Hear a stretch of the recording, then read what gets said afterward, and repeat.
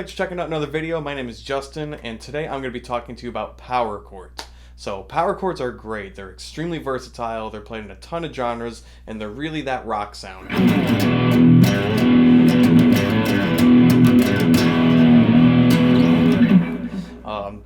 Another thing about power chords is they're also movable shapes. And what I mean by a movable shape is I can play this power chord shape, I can play it up and down the fretboard,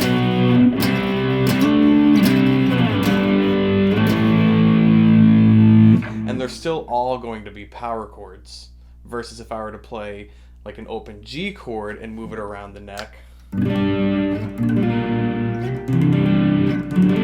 That would be entirely different chords altogether. Now, a power chord is just a two-note chord. It's just the root and the fifth. And if you don't know what that means, don't worry too much about that or the intervals. You don't need to know what those are in order to play them. But you do just need to know that it's a two-note chord. Now, to play a power chord, first you have to find your root note, which gives the chord its name. So you find the letter, the note, and typically it's going to be on your E and A string. So let's say I wanted to find a G power chord. First, I would count up my E string to the note G. So E, F, F sharp, G. And now the power chord shape is 2 frets over and 1 string down.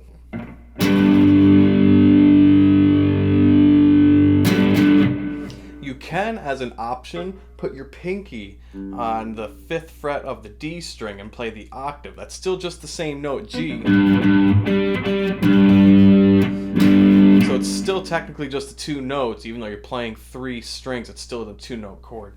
I like that. I think it kind of fattens up the chord. But if you're just learning this, the 2-finger option is going to work just fine. Now again, this is just a 2-note chord, so you want to make sure you're only playing those 2 notes or those 2 strings. You don't want those open strings ringing out. And you don't want that sound as you're playing.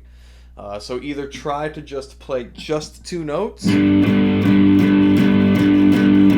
or if that's tricky, something that I like to do is I actually like to rest my pointer finger across the rest of the strings. I'm not pushing down so hard that I'm getting a note.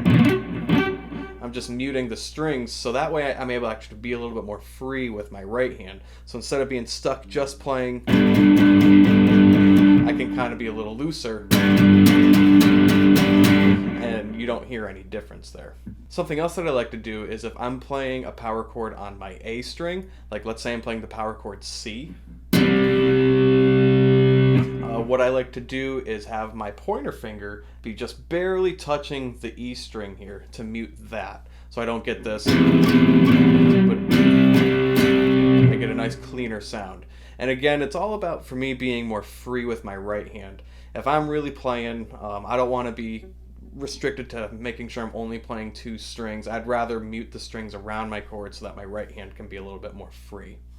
So something that I like to do with my students when they get to this kind of power chord level is I like to take some of the old songs and progressions that we've already learned with our open chords and find how to play them with our power chords. So let's say we had this very common progression of A minor to C to F to G.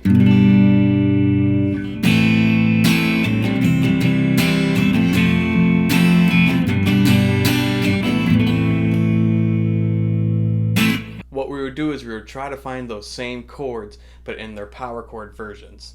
So what we would do is we'd count up our E and A string until we find the root of the first chord and then play the first power chord from there. So our first power chord was A, or our first chord was A. So let's count up our E string to A. So it'd be E, F, G, A. And then we play that power chord shape, which is 2 frets over, 1 string down.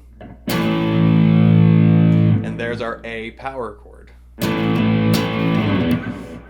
So our next chord was C, and you can find that on either our E or our A string. It's really up to you, but for this lesson, let's do it on our A string.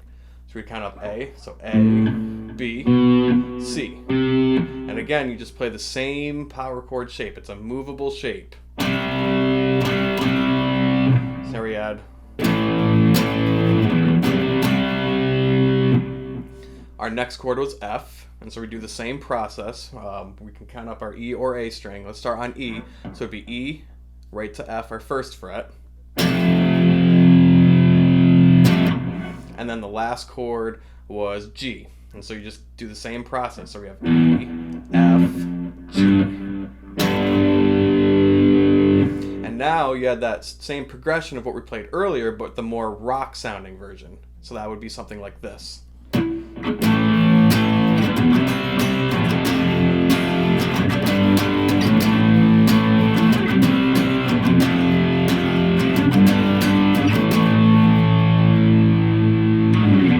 So if you're new to power chords, I would recommend doing this, taking some of those old songs that you've played 100 times and see if you can find the same chord progressions but in this power chord rock version of it. It might take a little bit of time at first as you're counting up each string, but eventually the more you do it, you do get faster at it, and it actually really does help you at learning the notes of the fretboard too. So I hope this helped, and I hope you enjoyed it, and I will see you guys next time.